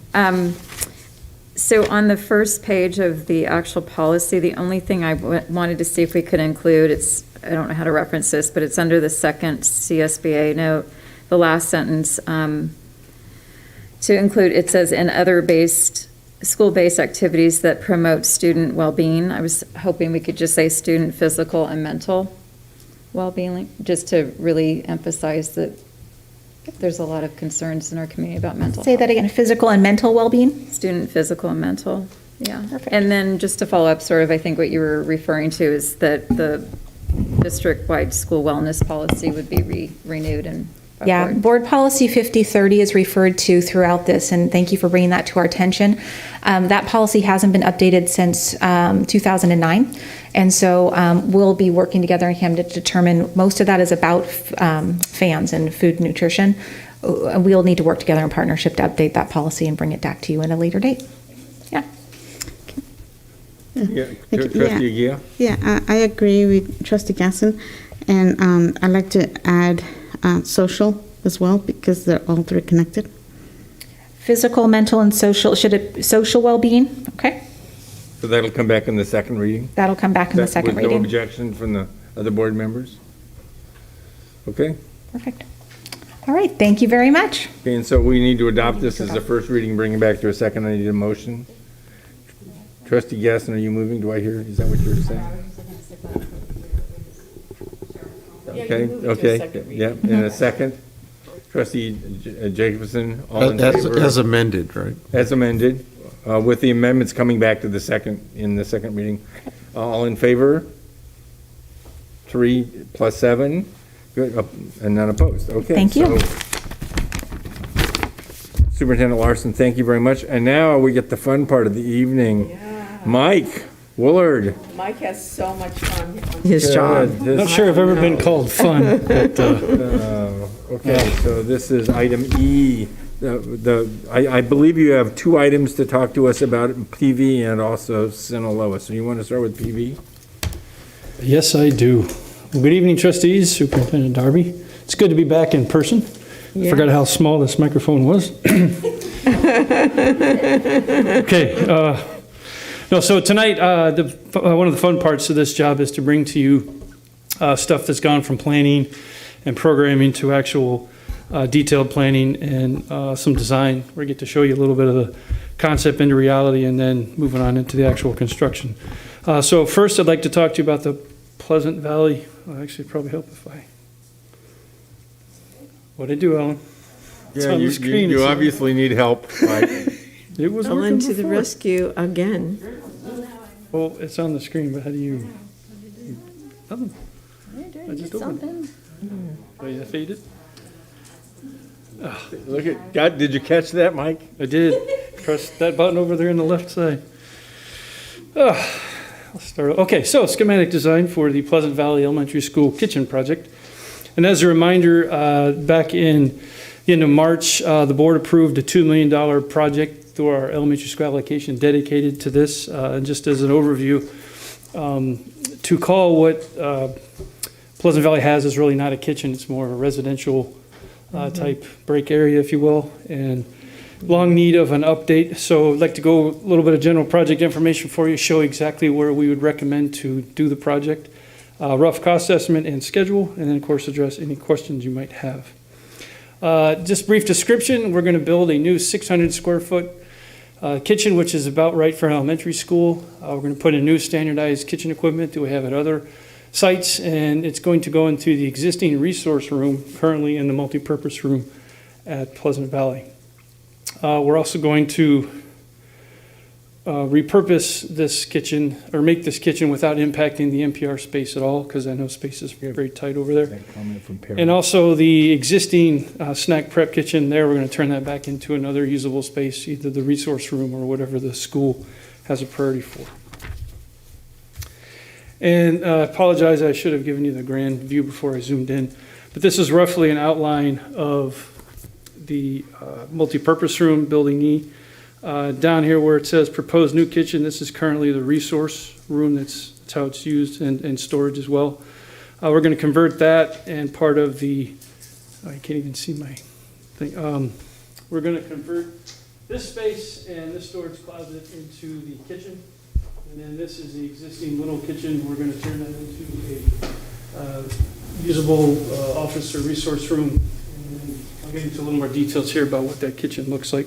The reason this is preferred option from the architect and the team, I did meet with the school site principal and took a walk around and walked through and showed him the different options, and he agreed this was the best option. It does not impact, like I said, the multi-purpose room space, and it makes use of existing spaces and minimizes the amount of construction that we need. So a little more detail. This gives you a little close-up. As you can see, we have a serving window that goes into the multi-purpose room. The square that's labeled milk and salad and cashier are all portable items that are wheeled out and in on a daily basis for the meals. And then, of course, we have the kitchen area itself, which is more in line with our standard for an elementary school kitchen with the right equipment, prep area, cleaning area, and, of course, storage. And just a little more detail of the equipment if you'd like to get into that, but we have the 3-compartment sink. This kitchen is going to be fully compliant with county health requirements. We have to go through them to ensure that and we're also inspected by them annually at all of our kitchen sites. We've worked hand in hand with the fan staff to get this layout of the kitchen, so the operations are good, and again, we've got the site buy-in as well. Moving to the most important part is cost. Wow, sorry, I lost some of the numbers on the right there. The overall cost estimate for the project we have at about $1.5 million, a little bit more. Again, the board's approved $2 million. At this point, I don't normally like to do this, but in this case, given the crazy past year we've had with COVID impacts on construction material cost, etc., we're going to recommend to just stick with the $2 million budget until we get into project award for the construction part, and might see some cost savings there. But at this point, we just can't predict anything anymore. And then lastly, the schedule. This, like normal projects, will start as soon as we can get DSA approval, which we're hoping to get before the end of school. And then, of course, we'll start as soon as school's out. This project, unfortunately, will go past the start of the next school year, but we'll currently do what they do now, which is they bring in food prepped at another site and they just distribute it. We'll continue that while we do this project. And it should be done around the end of September into October. And of course, given a month or so to do the punch list and any other items we have are county health issues and stuff. So optimistically, it could be done beginning of October. It could stretch into November at this point. And with that said, I'd like to answer any questions that you might have on this particular project. Question? Trustee Jacobs, Trustee Butler, and then Trustee Gasson. I'm sure Trustee Gasson has her kids on that campus and has some thoughts. I don't actually. Oh, okay. She's promoted on. Trustee Jacobs, you want to go first? Yeah, I just wanted to note that I had asked you about the $50,000 miscellaneous, and you kind of touched on that in saying you didn't want to adjust the budget, even though it looks like it'll be cheaper. I appreciate that sort of comprehensive look at what it could cost and the types of problems we might encounter instead of, trying to cut corners and then later asking us for more money. So I appreciate that. Thank you. Trustee Butler. The conversation you had with fans, with Cody, I'm assuming. And staff, correct. Can you expand on that? What were you able to accommodate everything that they were requested? Sure. There was the standardized equipment that they're trying to go to. There's a little bit of future expansion that he was talking about, but some of that's just equipment that we're going to put on countertops. But he did, I think, a good catch they had was of all things, the milk cooler. I'm sorry what the official equipment is called. He upsized it because of his current numbers, and the amount of meals that they're serving every day has gone up tremendously. Right. So based on that, he wanted to build in the capacity, which was a good catch. So we worked with him and his staff to make sure we didn't shortchange anything or miss something important. But so it's a good balance of, okay, it's not the Guy Fieri demonstration kitchen, but it's an elementary school kitchen that you can definitely serve that volume of students that they should have had for a while now. Will you circle back around with him again during the? Absolutely. I mean, he's going to be matter of fact, we're meeting Friday with the architect one more time on more of the planning side to make sure that there's no equipment changes or operational changes before he goes into more detailed design to submit to DSA. Thank you. Sure. Trustee Gasson. Thank you for that clarification, and actually good to know. I mean, Pleasant Valley has always been one of the highest enrolled campuses behind San Ramon. So anything we can do well, it's just fabulous to even have a kitchen, because I've seen how hard it is for them to do food services for the kids there. My question, as I emailed to you earlier, and is more relevant to the Sinaloa remodel, but it's a tight space, and I know it's wonderful what you guys have planned and designed. My question is, because that multi-purpose room itself is like really in not great shape, is there any money that is going to be potentially distributed again, this applies better to Sinaloa because I know there's a middle school budget, but is there anything that they might want to, if they had some money to do while we're doing the remodel in the kitchen because it's so close to the multi-purpose room? I guess I just don't want to have like work done and then we go in and they want to do something else in there because they might get some extra money trying to do some cost savings. Absolutely. That's a great question. Timing-wise, I don't think it will work out where if, because just to answer your second question first, the board approved, if you remember when we did the Olive and Linwood projects, you approved the budget and we had about $3 million left in the elementary school allocation. And at the time, we recommended we could distribute that to the elementary schools based on student population. And a smart, savvy board member who's been through construction a few times recommended we hold it back as contingency. And lo and behold, I think not even a month later, I was back saying we have terrible windows at Olive we need to fix. You approved $1.5 million of that $3 million to address that issue. So currently there's $1.5 million potentially out there at the elementary school allocation to be distributed to school sites. So yes, there is potential source for the project or work you're talking about. Unfortunately, we probably won't know that until the end of next summer when the Linwood and Olive projects are done, in which case we'll have already started and awarded this project. But I can say how the construction works. The kitchen's a very unique, specific project and doesn't really get into the generics of, say, a renovation to a multi-purpose room space, which would be floor, paint, wall coverings, those kinds of things. So if there was money available, I'm pretty certain then that was the school's priority. We could make that happen, and we wouldn't lose a lot of money. We might lose a little bit of efficiencies if we could combine the projects, but it's probably so minimal it wouldn't be too much. If that makes sense. Trustee Mack and then Trustee Aguila.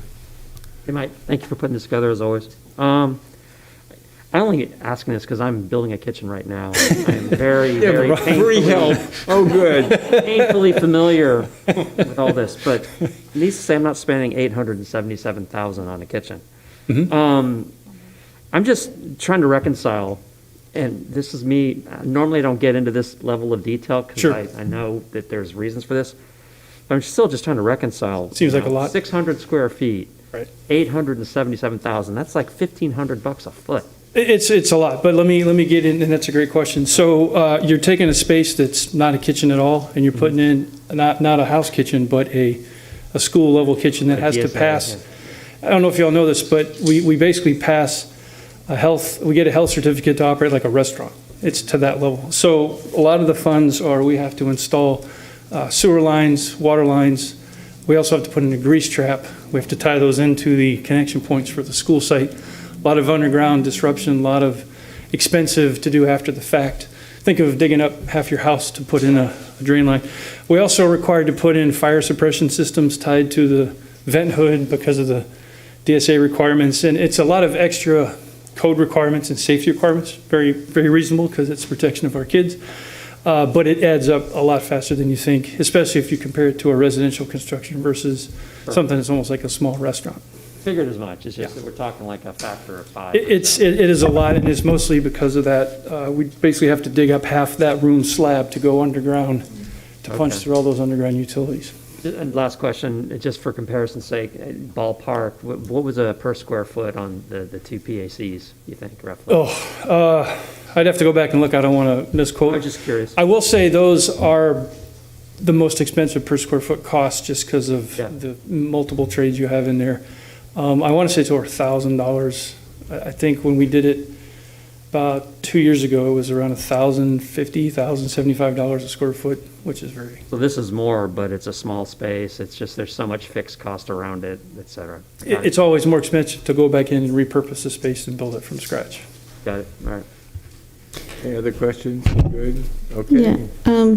So my question was kind of looking in the future, but then in the past we've been talking about video cameras, and a few years back, maybe 8 years back or whatever, we had OHO, and anyway, that didn't work out. But so. Is it simple enough to when you're building and getting the facility, the brand new facilities, is it simple enough to just add a camera for future, and you won't need to build anything special for the cameras or anything like that? It's going to be simple, just stick them out there, or do we need a special room for, a video center or whatever? Understand. Another great question. So security always comes up and is first and foremost in a lot of folks' mind. So if you remember, we're doing the IT infrastructure upgrade projects throughout the district. We're down to our last 6 sites we're doing this summer, and summer 22 I'll be coming to you later with information on that project. We have to do that upgrade to get our backbone to be able to support a camera system, a new kind of camera, security camera standard. So we don't want to get the cart before the horse, so to speak. So this project won't include a camera per se for the new kitchen area, but in the next year or two, we'll be coming back to the board for approval of security standards, specifically camera systems, trying to use technology instead of the camera security room you're referring to. I'm dating myself too, that's what I remember. But it's now iCloud based. It's recorded in the cloud, and you can go back however long you want to record and use it for that way. So the intention is to finish our backbone upgrade for the infrastructure and then come back to the board. I think at the same time, we're going to start bringing some policy updates that we need for security camera approval for the board. So we'll start bringing those efforts in parallel. Probably you'll see that in the fall of 22. So by the summer of 23, we're going to try to start doing some of that security work. So it's not simple enough to just go ahead and, for the future, when we have, in the perfect world, when we have the money and we have the video cameras, you're going to need to come back and ask for more money to be able to install them, or I didn't catch that, or is it going to be easy enough that you're not going to come back and ask for more money? I know I like to come back and ask for money, but on this one, you've already approved, the board's already approved as part of the IT infrastructure upgrade. It was $12 million, a lot of money. So I guess the security is in that project as well. So technically, you've already approved the $12 million and portion of the funding that will go to the security cameras, if that makes sense. I will not be coming back for more money that you haven't already approved. Okay, so so the answer is no, you're not going to come back. It's easy enough to... Does that make sense? It's easy enough... Yeah, I'm sorry. So it's easy enough to just go ahead and install whatever needs to be installed. So you're thinking about the future, and we're good.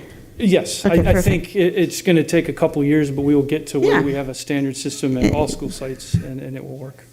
It's really hard to read your faces with these masks on. I just want to say, guys, I used to go, okay, did they understand? Is she mad? So just transparency here. So again, the recommendation is to board approval to maintain the $2 million project and the schematic design, which is basically the $2 million budget. So I believe these are two separate items, so I need a motion to approve the Sinaloa or the PV project. Diane moving, and do I have a second? I'll second. Second by Trustee Nell. All in favor? And we have 2 advisory votes from the students. Good. Okay, so Mike, do you want to move on to the Sinaloa Sure. project? Do you want to just go to the vote and I can save? No, I'm just kidding. No, I like you watching you squirm. No, that's good. And you're gonna. I'm good at squirming. My kids say I'm a terrible dancer. So again, second thing, very similar. This is a schematic design for the projects at Sinaloa, and this is a little more complicated, so I hope I don't confuse you, but it's also a new kitchen. This is also a site that has just a woefully undersized current kitchen. I can actually stand in it and touch both walls myself. Very narrow. And it serves probably one of our, 3rd largest populations of school behind the high schools. And but also at the same time, we're combining some deferred maintenance projects you've already approved. We'd also like to do a re-siding project at Sinaloa, very similar to what we just did at San Marin, which is repair all the damaged wood and apply a stucco coat on it. We also would like to renovate the existing gymnasium. I know most of you remember 3 years ago, Sinaloa's principal at the time, his number 1 priority was building a brand new gymnasium. We investigated a lot of that, found out that the Sinaloa gym is actually right size for a middle school, and it's actually bigger than the San Jose gym, just as comparison purposes, but it's in bad shape. So instead of building a very expensive new gym, we thought it was more cost effective to renovate the existing gym to give them the best space for teaching PE that we could. So part of this project is also to renovate the gym. And of course, since we're touching the school so much and we've already updated the IT infrastructure last summer, we'd like to put in a brand new fire alarm system and update their clock bell system. So it's kind of a mini modernization without really touching much of the classrooms, but it's a lot.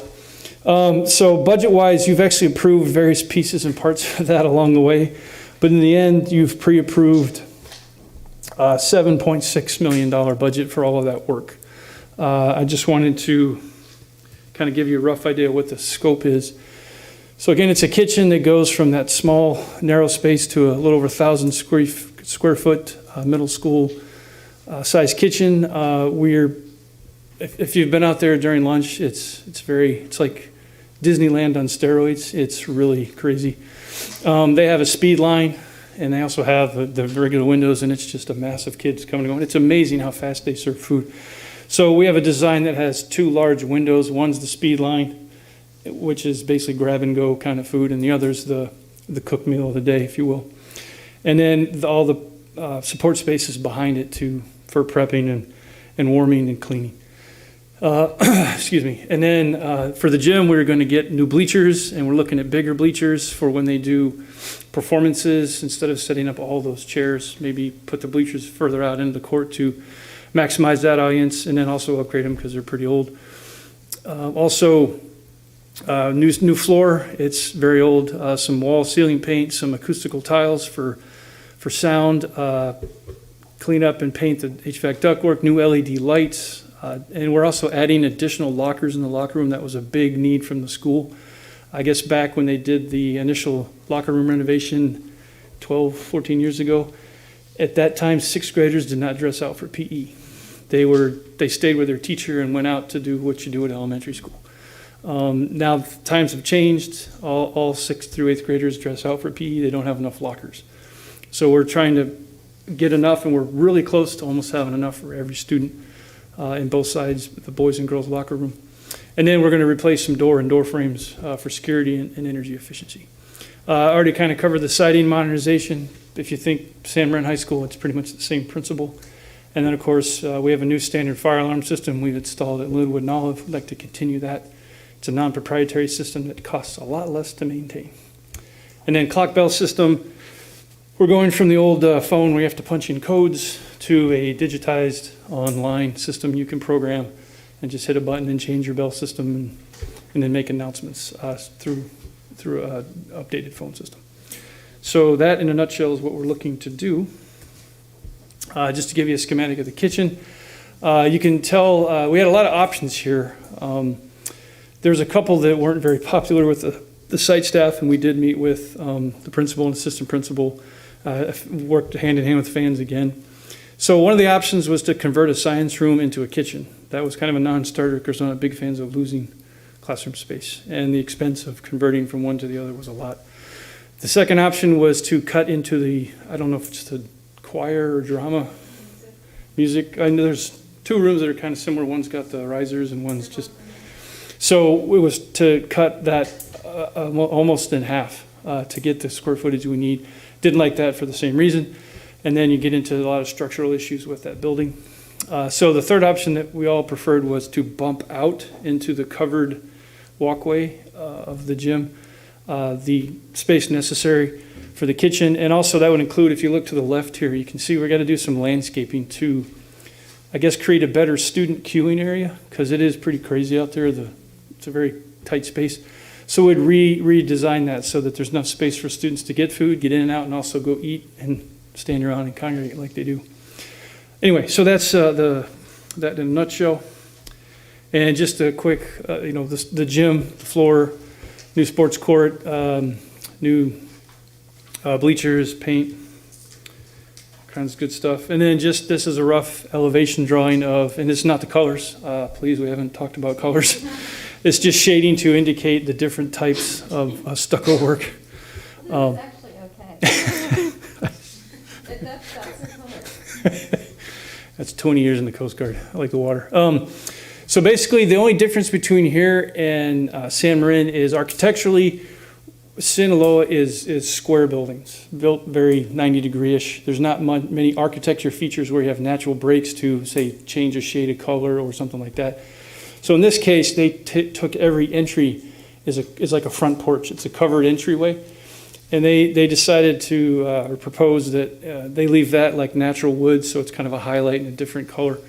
And then you stucco the outside that gets all the weather, including the fascia board at the top, which is shaded green, and then the blue siding itself would just be another stucco. And again, we, as Superintendent alluded to, we are working hand in hand with the site to develop a site committee to work with us on colors and get some buy-in for this part of the project.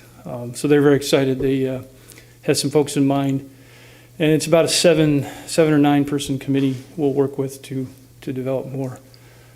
So that is that piece of work. And again, the same situation. Actually, this came in a little bit under what the initial budget was, but a little over 7.2 million is what we're looking at. Again, don't do this often, but you've already approved 7.6. At this point, we recommend you keep that approval, and we'll wait through more detailed design and DSA approval, and then see what we go out when we go out to bid, what we get back for construction costs. Schedule-wise, this is where it gets a little tricky. The only thing that will be done over the summer is the exterior siding. The gym will start the day after school's out and finish probably the end of September. We're going as fast as we can on that, but it's just a big space and a lot of work. We've already talked to the school site about possible impacts. They were pretty good with it, knowing that it would be finished before the typical rainy season. So they have a place to put hundreds of kids each period for PE. And then, of course, the kitchen, I think, is similar to Pleasant Valley. Pleasant Valley, where it goes to around Christmas time.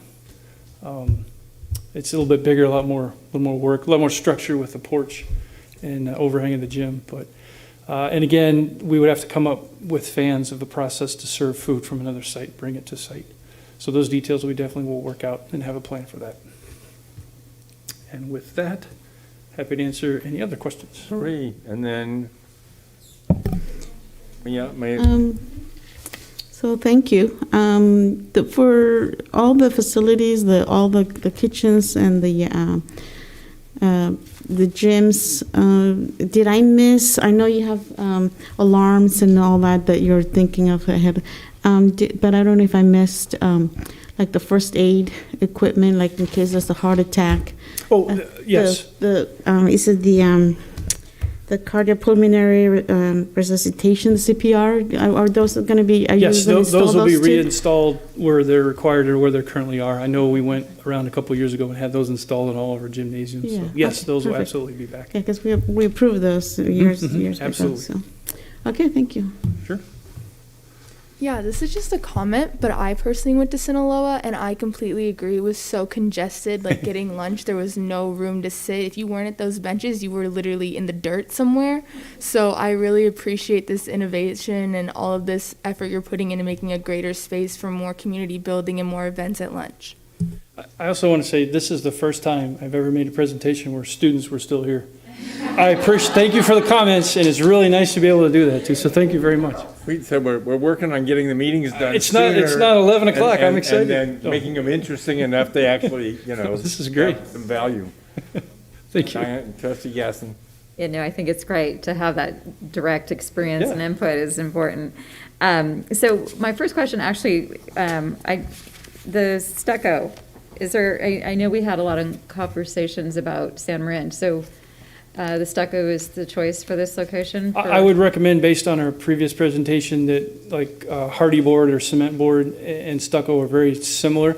You just get a little more time between maintenance cycles on stucco, and it's a lot easier to maintain for our limited maintenance staff. So our recommendation would be to go with the stucco finish again. Okay. I mean, I prefer it, but I just know that there was a conversation about %, and that's not what we decided for there. So I just wanted to ask. And the other thing, going back to my original comment about PV's kitchen, and I actually kind of understand now that you've laid out the time schedule and thinking through, what are we going to do for the food service if it's going that long? So it kind of, my other question doesn't really apply, but I always think globally, like, knowing that campus pretty well, and my girls both have been through the music programs. They're actually, one of them is in the music program through there. That additional space is just so in need of repair that, my email to you had been, since we're doing everything else right there, is it a chance to, maybe the site would want to do an improvement with that, with some extra funds, but I'm going to let you off on that because it sounds like there's a lot going on in that space, but we have such a great music program that draws kids. Sure. And the other thing, it's a place for kids to be. And right now it's just not in the best shape. So I would like, if you don't mind, to answer part of that question. And another reason we have the site committee together at Sinaloa is you also, kind of refresher, back in the spring, you approved the middle school allocation, which had, the Sinaloa kitchen, some work at San Jose that I'll be bringing back at I think it's now in the October board meeting. But we had about $9 million left over, and we recommended and you approved to split that, where Sinaloa and San Jose got $4.25 million, and then Hamilton, because of their portion, got $500,000. And that's money you've approved as an allocation, but it's not tied to any specific projects. So the goal is to get site committees together at each of those 3 sites and work with them, go review what we had on the original master plan, review kind of what we're doing now with all the other approved projects, and see what their preference is. And through that, develop a list that I think near the end of October, possibly early November, we'll bring back to you, at least for Sinaloa and San Jose this year to it's not good when your boss is laughing at you, just noting. To bring back to you to approve, and so that gives the site flexibility, I guess, to more to your point, flexibility if that's a priority for them to update the music and choir, drama room, they definitely can have that ability. Other questions, Trustee Butler? PE teachers provided input? Yes, actually, they helped me count lockers. Okay. And we're on board with, very excited to get, an updated inside gym, usable floor that doesn't. Okay, that was my exact next question, because the flooring was, if I recall, is horrible. It's tile on concrete. So what you're going to put on there, does this create a rental for us then? Well, it would, yes. As a person who actually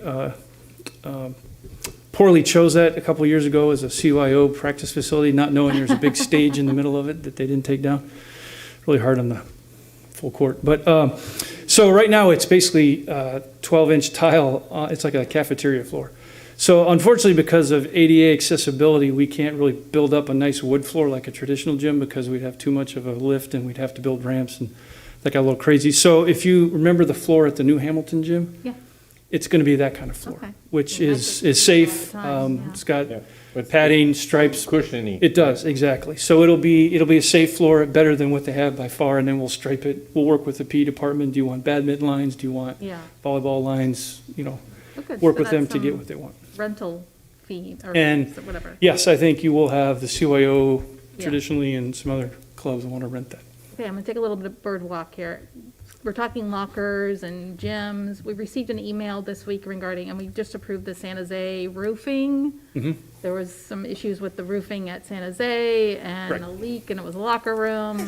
Is that all included in that particular? So for Sinaloa, we're not doing any roofs because their roofs are in pretty good shape. If you want to talk about. No, I'm talking about San Jose. I was just working that in there because we were talking lockers, we were talking gyms. Two board meetings. I'm waiting on information from the architect, but October 5th, 6th, sorry. But Mike is working, I think what you're asking is the email we got and all those photos. Dressed. And so, I can Mike answer it if you want me and to. Tony Yes or no, Tony and Mike, we did look at it. The roof in question is actually in pretty good shape. It's an HVAC ductwork problem. And we're looking at inspecting that and possibly replacing that, which is where we think the water leak's coming from. Okay, so we're addressing that. Mm-hmm. But San Jose's coming to us. I will come back with a schematic design for San Jose, I think at the October 5th or 6th, the first October board meeting. And I just brought up because we approved the roofing, and then you started talking about lockers, and that triggered my mind about this. Yeah, no, I'm glad. Thank I'm always you glad for site input, and there's a lot more experience and knowledge locally than I could ever get. So very appreciative of her letting us know that. So, other questions? Are we ready to approve this? I think the items approve the schematic plan for Sinaloa Middle School. Approved by motion by trustee Gasson and a second by trustee Jacobson. All in favor, with 2 advisory votes by our student trustees and 7 members.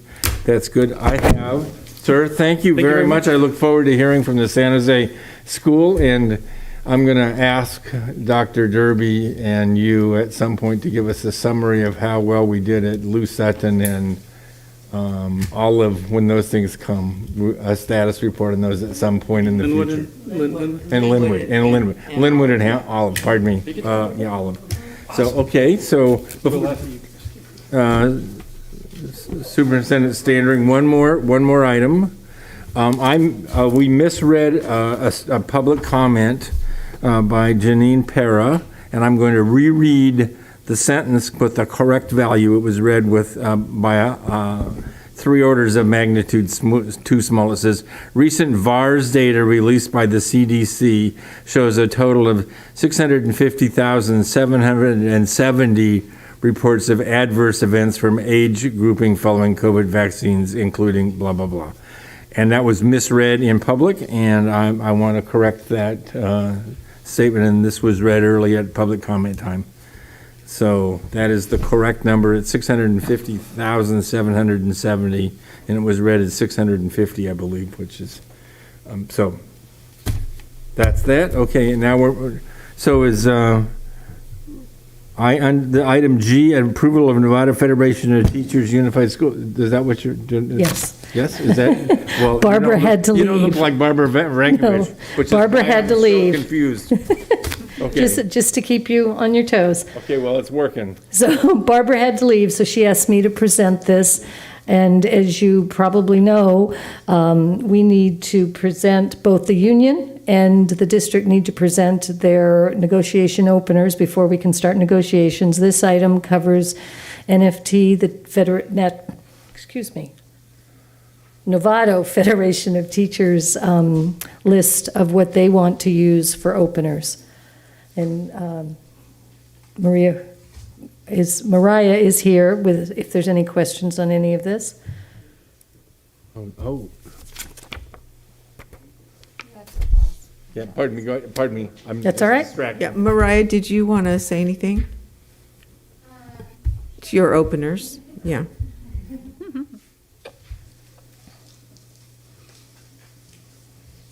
I got just distracted. I apologize. No, that's okay. No worries. I just wanted to say that we're, as a team, looking forward to working with the NUSD negotiations team.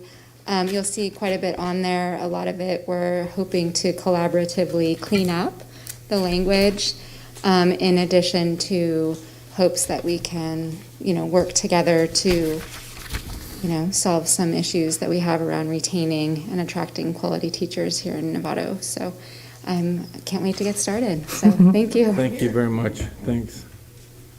So do we need to adopt these? Do we need to approve these openers? Yes, yes, you do. I need a, Trustee Butler, you move? Yes. Was that a motion? Yes. Second? Trustee Jacobson, all in favor, 7, 2 advisory votes, all in favor. So that's that. We have one more item, the consent item number Z that Trustee Butler pulled earlier.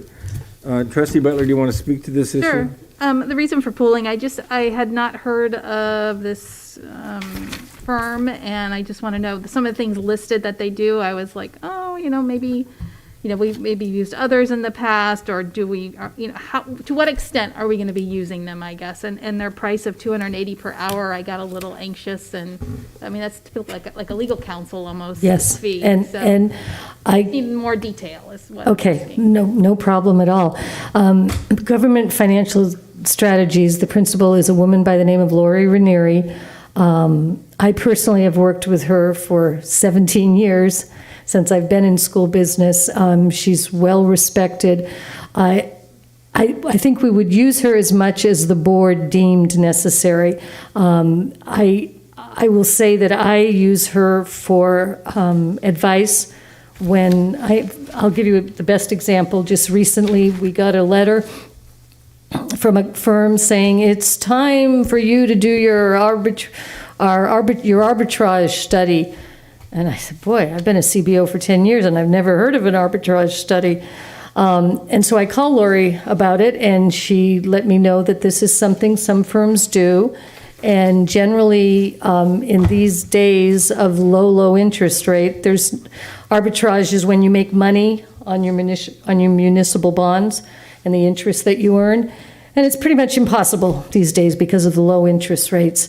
And also, we spend our money so quickly, it's not going to happen. But apparently, they don't charge much for the service. It's $4,000. But apparently, CBOs just sign off and get this study, which is basically meaningless. And I looked back, and Nevada's had it done 3 times. And Lori was able to tell me over the phone, I'm pretty sure this is bogus, but, send me the letter and we'll see. And the history we found, every time Nevada got a report, it was, no, there's no issue with arbitrage, but please, here's your invoice. So she's already saved us some money. And we will use her for our disclosure requirements for the municipal bond. That's required reporting.